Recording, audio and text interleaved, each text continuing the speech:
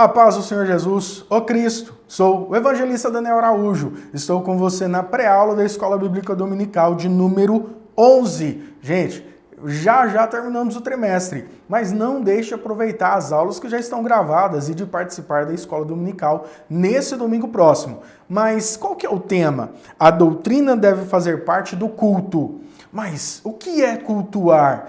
Qual que é a diferença do nosso culto para um culto pagão? Qual que é a comparação, a diferença do culto da atualidade com o culto dos pais da igreja ou do primeiro século da igreja cristã? O nosso culto, ele é um culto individual, eu posso entregar sozinho na minha casa, no conforto do sofá, assistindo a televisão? Será que assistir ao culto é cultuar? Estes e outros temas nós vamos falar nesta pré-aula, então fique conosco. Mas antes, gente, se inscreve no canal, aciona o sininho, compartilha esse vídeo, assista, vivencie e aproveite toda a gama de informações e diversidade de cultos da transmissão do canal ADMP-TV da Assembleia de Deus Missão aos Povos aqui de Uberlândia.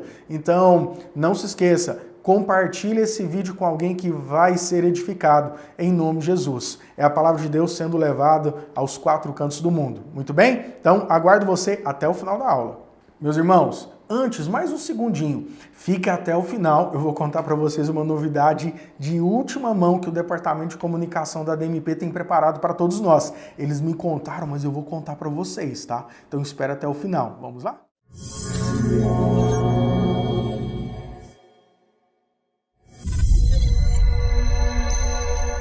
Muito bem, meus irmãos, você é aluno e professor da Escola Dominical. Vamos para a lição? A doutrina deve fazer parte do culto. Lição de número 11. Trimestre abençoadíssimo, não é verdade?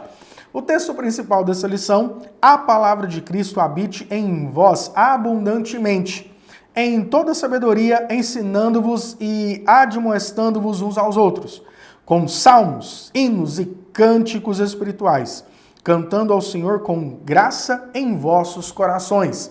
Texto de Colossenses capítulo 3, versículo 16. O resumo da lição enfatiza: a liturgia do culto a Deus deve respeitar e estar de acordo com as escrituras sagradas. A liturgia do culto a Deus deve respeitar e estar de acordo com as escrituras sagradas. A leitura bíblica, o texto bíblico principal é a carta de Paulo, a primeira carta de Paulo à igreja de Corinto. 1 Coríntios, capítulo 14, versículos 26 ao 33. O primeiro, versículo 26, fala: que fareis, pois, irmãos, quando vos ajuntais, cada um de vós tem salmos, tem doutrina, tem revelação, tem língua, tem interpretação, faça-se tudo para edificação. Olha só. Edificação, faça-se tudo para edificação. E a leitura do 33, porque Deus não é Deus de confusão, senão de paz, como em todas as igrejas dos santos. O título da lição, ele também já é um norteador, ele é um delimitador desse assunto, porque falar de culto da igreja primitiva, nós temos alguns registros posteriores que vão falar detalhadamente daquilo que poderia ser. Poderia por quê? Não são registros imediatos. Sabemos que a herança judaico-cristã dos primeiros cultos, elas iniciam com uma formatação daquilo que poderia acontecer nas sinagogas. Nossa, mas que tanto de linguagem hipotética? Sim, porque o culto da sinagoga mesmo, ele é registrado quase um século depois, os textos históricos mais antigos. Então, estima-se que o culto cristão, ele começa seguindo aquilo que acontecia nas sinagogas judaicas. Lembrando que a sinagoga, historicamente, aceita-se que ela inicia no período do cativeiro babilônico, aonde o povo judeu ele é impossibilitado de entregar sacrifício. Ele é distanciado do templo, inicialmente pelo cativeiro e ainda nesse período a destruição de Jerusalém do seu templo nesse momento, até a sua reconstrução e o retorno, e principalmente narrado pelos profetas menores. Então é importante essa leitura. Mas esse movimento, mesmo quando volta a ter o templo em Jerusalém, ele continua existindo as sinagogas. As sinagogas, elas têm um papel social de comunhão de reunião social. A sinagoga ela também tinha os seus momentos de ceia, os seus momentos de solenidade e de leitura da palavra de Deus. Lembrando que no primeiro século, meus irmãos, você não tinha aqui bonitinho, bem editado, com folhas bonitas, a Bíblia que nós temos hoje. Nós protestantes com 66 livros. Os judeus, os judaizantes ou a igreja do primeiro século também ainda não tinham o cânon do Antigo Testamento, como chamamos hoje, formado. O que existiam eram os rolos dos pergaminhos dos livros. E nós estamos falando aqui, meus amados, de estruturas enormes, pesadas e caras. Então eram muito complicadas as administrações desse contexto. Muitos cristãos do primeiro século continuam visitando as sinagogas judaicas por conta da escuta dos textos, a apreciação. O próprio Paulo, ele diversas vezes, ele se encontra, e os textos narram, debatendo a palavra de Deus dentro das sinagogas, porque lá tinha costumeiramente textos do Antigo Testamento. E quando nós vamos para o Apocalipse, por exemplo, quando João ele fala, bem-aventurado o que lê, o que escuta e o que medita. Ele está falando sobre a leitura pública daquilo que nós chamamos hoje de Bíblia. Se hoje nós temos a comodidade da tradução bíblica em nossa língua, é outra revolução. E não é só uma questão religiosa, é uma questão da evolução da própria tipografia. As máquinas que começam a atuar na confecção de livros, elas são relativamente novas. Então, naquele momento, não tem. O texto ele era redigido, ele era escrito, ele era copiado por copistas. Esses copistas que copiavam o texto e mandavam esses fragmentos para outras comunidades.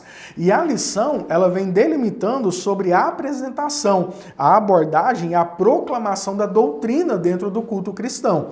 Lembrando que o culto, ele faz parte de tudo aquilo que recomenda a organização, a ordenança da igreja. Nós passamos pelo batismo, que seria uma cerimônia de inicialização ao cristianismo. Nós passamos também, falamos em outra lição sobre a ceia, que é a manifestação também pública da minha comunhão com o corpo de Cristo, a igreja. Então, as reuniões no primeiro século acontecem com louvores, com cânticos, com a escuta da palavra, com a repetição de doxologias. As doxologias, de uma forma bem genérica, sabe a bênção pastoral que o pastor ministra no final dos cultos? É uma espécie de doxologia. Nós, cristãos protestantes pentecostais, nós assembleanos e outras linhas também aceitam essas ações, nós fazemos a bênção pastoral no final do culto. Isso é o que nós chamamos de doxologia, é a proclamação e exaltação de Deus na sua santidade. Nós reconhecemos a Trindade, nós reconhecemos a atuação presente e a expectativa futura. Nós falamos do amor de Deus, do sacrifício de Cristo e da manutenção e da presença do Espírito Santo em nossas vidas. E era algo comum e recitado em voz de coro com as igrejas primitivas. Por mais que os elementos da igreja primitiva, estudando textos de historiadores que trazem esse tema, e aí nós temos bons livros, inclusive um livro da editora CPAD, que fala sobre a questão da Semana Santa, esqueci o nome do livro por completo, mas de um historiador que traz a apreciação, a formatação do culto da igreja primitiva. Existiam elementos que nós ainda seguimos. A ceia. A ceia, ela passou por evoluções, adequações, ajustes, mas o seu significado, como está na aula que nós ministramos, ele permanece. Assim também como o próprio batismo e outras estruturas que foram se ajustando ao tempo e à cultura em cada momento histórico. No primeiro século, esse ajuntamento de pessoas eram grupos de pessoas judaizantes, que é aqueles que vinham do movimento judaico, eram os prosélitos, que é aquele não judeu de origem, que passou pelos ritos de iniciação do judaísmo, fizeram o corte do prepúcio, que é a circuncisão, participavam das festas, das cerimônias judaicas, e esses eram os prosélitos, mas eles se converteram ao judaísmo e depois receberam a revelação de Cristo e se converteram ao cristianismo. Além disso, nós temos aqueles que são os amigos da fé, os simpatizantes, aqueles que já ouviam do judaísmo, que eram amigos de Deus, que eram ouvintes, mas ainda não eram prosélitos ou não tinham intenção. Eles também se convertiam ao cristianismo e tem os novos convertidos, que não têm um berço histórico-cultural do judaísmo, estão conhecendo o cristianismo e agora fazendo parte de uma nova religião, algo que é novo para aquele tempo. Esses ajustes de pessoas e de cultura, Paulo e os pais da igreja fazem de uma forma espetacular esse ajuste. Quando nós lemos no começo da carta à igreja de Corinto, na sua primeira carta, os 9 primeiros capítulos são orientações para a conduta, para a organização e para convívio destes grupos de pessoas, entendendo que o cristianismo ele passa a ser conhecido como uma seita judaica, como um partido judaico, e ele passa também a ter as mesmas liberdades que a Palestina do primeiro século dava a esse público, mas também passa a ter as perseguições que os judeus tinham nesse primeiro momento, principalmente pelos enfrentamentos à não aceitação de algumas leis vindos pelo imperador romano, mas eles tinham uma certa liberdade desde que seguissem algumas ordenanças que os romanos tinham para as igrejas ou as expressões religiosas. Frequentemente existiam as alimentações após o culto. O dia de domingo, ele começa a entrar dentro da discussão e aí passa a ter a interpretação de que é o dia do Senhor. E aí João, ele tem a revelação na ilha de Patmos no dia do Senhor. A maioria dos intérpretes fala que esse dia do Senhor está trazendo à memória o domingo. Eles aconteciam muitas vezes na parte da manhã do dia de domingo, porque dentro da contagem semanal dos romanos e dos gregos era diferente dos judeus. Então, o sábado à tarde, onde começa o movimento, ele com o tempo ele evolui para domingo na parte da manhã, na celebração da ressurreição de Cristo. São ajustes e organizações que foram feitos. Mas nós damos valor aos dias? Não. O próprio apóstolo Paulo, quando ele escreve aos Romanos, ele fala que não é o dia importante, não é essa data importante. Gente, eu estou acompanhando o tempo aqui, tá bom? Quero ver você até o final dessa lição. E o texto da lição, ele inicia, dentro desse contexto primordial que eu trouxe, a ordem no culto, a liturgia cristã, a ordem no culto e, por fim, elementos do culto. Quero frisar aqui um tempo nesse detalhe dos elementos do culto. Ao invés de ser influenciada pela religião pagã de seu tempo, a igreja primitiva influenciou e deu novo sentido a alguma prática cultual, como afirma o dicionário Wycliffe. Em alguns exemplos particulares, o que parece mais provável é uma similaridade de terminologias onde o cristianismo lhe dá um novo teor e significado. É uma evolução de uma prática que nós chamamos como judaico-cristã. Então não começa do zero, herda-se muito dos costumes e tem uma evolução. O próprio Cristo, ele ressignifica diversas ações, diversos pontos de aproximação cultural dentro do judaísmo. Ele significa e ressignifica esses pontos. A própria Páscoa é um exemplo, o batismo é um exemplo, as cerimônias batismais e de ceia, ele ressignifica e traz uma leitura, porque ele é a nova aliança. Meus irmãos, então o culto, ele tem esse viés da interpretação do texto bíblico e exaltação de Deus. E também faz parte, se nós lembrarmos do que é escrito nos 7 primeiros capítulos do livro de Levíticos, onde você tem toda a ordenação, a ritualização da prática do culto judaico no Antigo Testamento. Agora, no livro de Atos e nas cartas pastorais, nós temos as orientações do que Paulo vem dizer em Romanos capítulo 2. Nós somos o sacrifício vivo, agradável a Deus, que Deus aceita. O sacrifício, ele era queimado, ele era imolado e subia aos céus como cheiro agradável. E em Filipenses, Paulo fala que nós somos o bom perfume de Cristo. Perfume de vida a quem quer vida e perfume de morte a quem quer morte. Então, esses elementos primordiais do sacrifício, ele é trazido para dentro do nosso corpo e nós somos o bom sacrifício de Cristo. E que Deus aceite isso. Então lembremos bem, Paulo em Romanos capítulo 12, ele fala sobre o sacrifício e quem entregava o sacrifício? O sacerdote. Aonde ele entregava o sacrifício? No templo. Olha quantos elementos contidos nessa narrativa. Nós somos o sacrifício vivo, nós somos o sacerdote do nosso próprio sacrifício e nós somos o templo. Ou seja, fala de vivência, convivência e prática do evangelho. Meus irmãos, então o culto genuíno, ele não acontece somente no domingo à noite dentro do templo. Ele precisa acontecer constantemente. O que nós não podemos deixar é de não validar ou reconhecer o poder sobrenatural do agrupamento, do ajuntamento dos santos que acontecem na igreja. Então, nem tanto a mar, nem tanto a terra. Nós não podemos supervalorizar o templo como sendo a expressão de santidade absoluta, porque a santidade é uma atitude minha e sua, mas nós também não podemos negligenciar que a comunhão dos santos agrada a Deus. E eu preciso ter comunhão com os irmãos, ok? Então, os elementos do culto, eles passam por uma evolução, e vou usar esse termo aqui nesses minutos. A diversidade do culto. O culto, o termo culto tem sido definido a partir da palavra grega latreia e leiturgia, indicando o vocabulário adoratio ou adoração. Prática vital no culto cristão. Adorar é reverenciar. Adorar é reverenciar.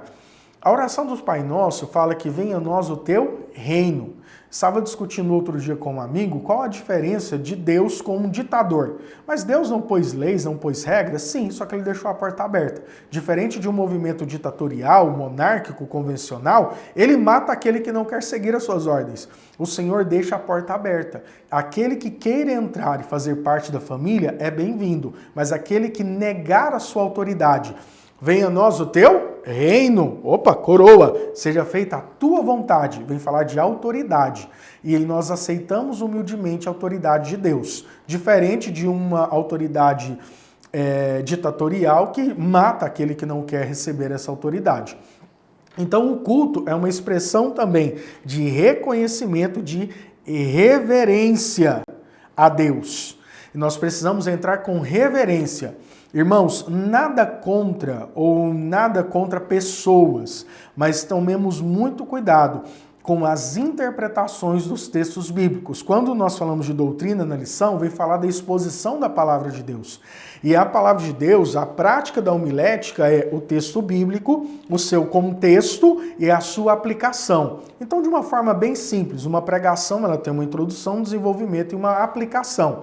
E no final nós temos o apelo, que faz parte do nosso culto também, tá bom? Não negligenciem isso, não deixem isso passar. É a oportunidade das almas aceitarem a Cristo. Então, nesse contexto da prédica ministerial, da homilética, existe ali a aplicação. Então, quando eu pego o texto e faço uma aplicação voltada ao ego, voltada ao homem, voltado a massagear o ego humano, eu não estou cultuando a Deus. Eu estou aqui fazendo, e quantas vezes nós vemos na internet, 5 versículos para você ser um homem de sucesso, 5 passagens bíblicas para você ter bons resultados na sua empresa. Meus irmãos, Deus está conosco e multiplica os nossos campos, mas quem é exaltado e glorificado no culto é Cristo. Nós somos o sacrifício, e sacrifício ele é entregue a um Deus. E sacrifício não tem vontade, sacrifício não tem voz e não tem vez. Sacrifício ele foi destinado ao sacrifício. Então, Paulo, quando ele escreve em Romanos capítulo 12 e na primeira carta a Coríntios, onde fala sobre o testemunho, nós somos sacrifício. E nós nos sacrificamos em prol do Deus verdadeiro, genuíno e sincero, que é Jesus. E não é no sentido de aniquilar a nossa existência, é no sentido de viver em sacrifício vivo enquanto nos for permitido o fôlego de vida.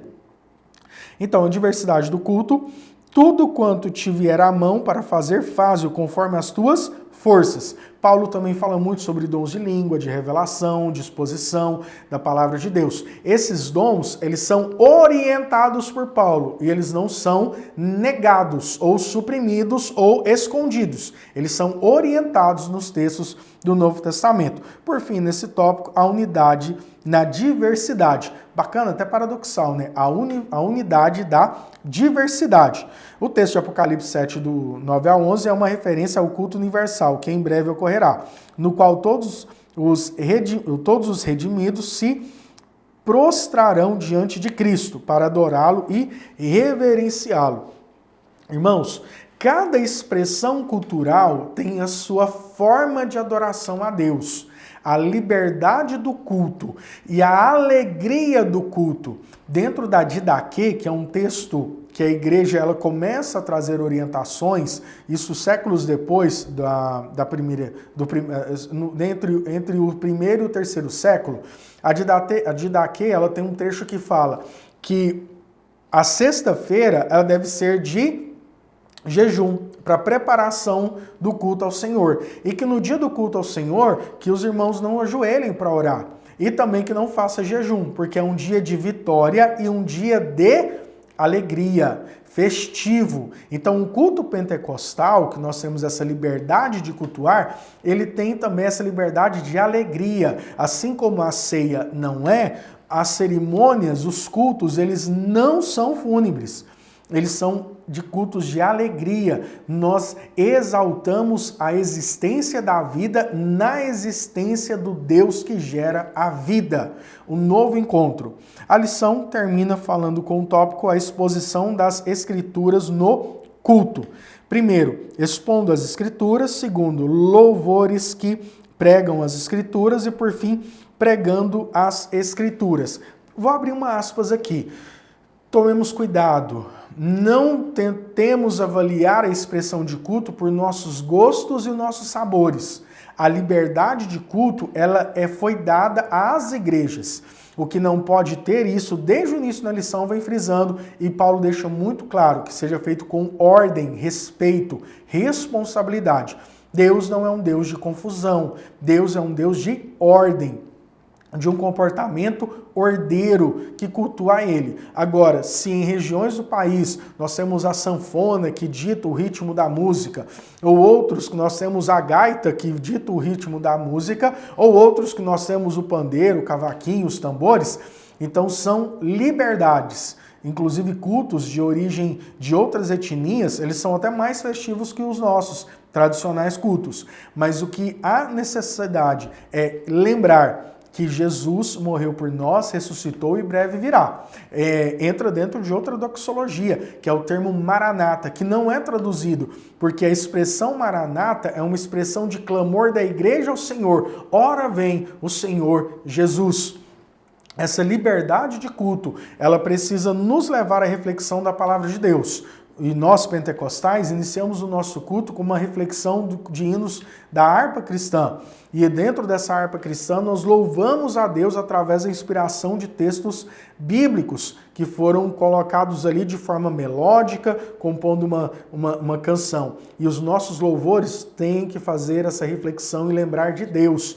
E não podemos aqui deixar um pouco tempo para a palavra de Deus e encher o nosso culto de louvores. Temos que ter equilíbrio. A palavra ela precisa ter um lugar de destaque. Olha só, a palavra precisa ter um lugar de destaque nos nossos cultos. Ela não pode ser esquecida. Então, pregando as Escrituras é a forma de edificar e fortalecer a igreja. Meus irmãos, que rica a escola dominical que teremos neste próximo domingo. Então aproveitem muito bem. Viemos a lembrar realmente o que é o sentido do culto e saber que eu não vou para o culto só para pregar, eu não vou para o culto só para sentar do lado de quem eu gosto, eu não vou para o culto para ficar conversando depois do final do culto e também eu não deixo de ir para o culto para ficar em casa assistindo a televisão onde transmite o culto, mas meu celular está ligado na rede social. Essa desconexão da atenção não é cultuar a Deus. E ali sim eu sou um espectador, ali sim eu só assisto, ali eu não faço parte. Então, se existe a necessidade da condição de assistir o culto online, então aproveite, é uma forma de ser edificado, mas não transforme isso numa rotina, não transforme isso numa prática comum, porque eu preciso de ter os irmãos em culto, em adoração. E afinal, qual que era a novidade que nós vamos ter para vocês, vindas do nosso setor, do nosso departamento riquíssimo de comunicação? Foi criado dentro do WhatsApp uma ferramenta que chama-se Grupo. Então procure lá, ADMPTV. Lá tem um grupo de WhatsApp, uma ferramenta de WhatsApp, e a gente vai colocar o link dela na descrição aqui do nosso vídeo, em que você vai receber urgentemente todas as informações. Assim que forem postadas e apresentadas, forem decididas, gravadas ou escritas, chegarão nesse grupo e você pode ter acesso na íntegra, em horário atual, nas suas mãos. Então é mais uma ferramenta tecnológica que a igreja está utilizando para abençoar pessoas e que venhamos fazer isso com maestria. Muito bem, lição de número 11 fica para a nossa reflexão. Te aguardo até a próxima lição, que é a nossa última desse trimestre. Então, um grande abraço, obrigado pela oportunidade. Parabéns à DMPTV pela iniciativa, parabéns a toda a equipe que faz parte da comunicação da nossa igreja e parabéns à Escola Dominical por essa militância online e gospel. Até a próxima.